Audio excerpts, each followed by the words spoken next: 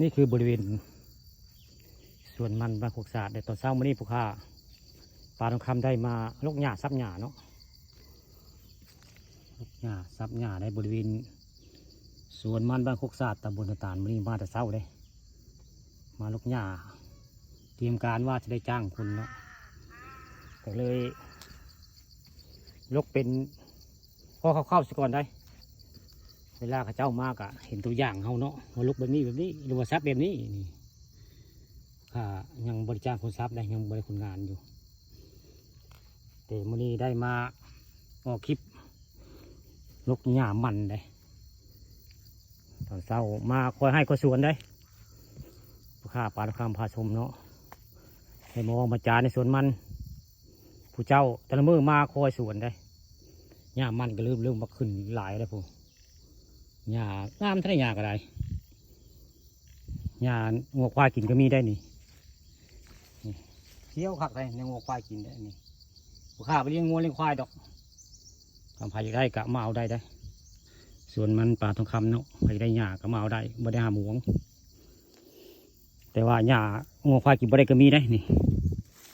ตัวนี้จะกินได้เยอะตัวนี้หญ้าเขียวคือกินบ่ได้นี่ผู้ข้าเลยออกคลิปออกรายการเนาะแบบนี้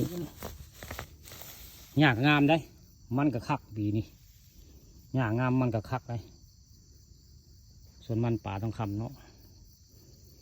หญ้าก็งามมันก็คักตอนเช้าก็เลยมาคอยสวน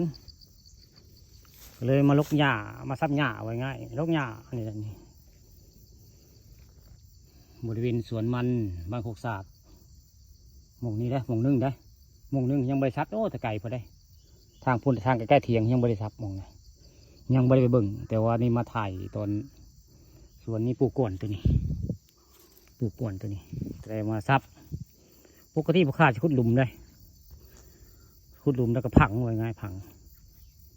งหญ้าทำไปไกลกะขุดหลุมพังได้สั่นไปได้มันคืนหญ้ามันคืนได้มันจะคืนนี่แหละมีส่วนมันก็เป็นแบบนี้แหละมีมันก็ต้องมีหญ้าได้พี่น้องเลย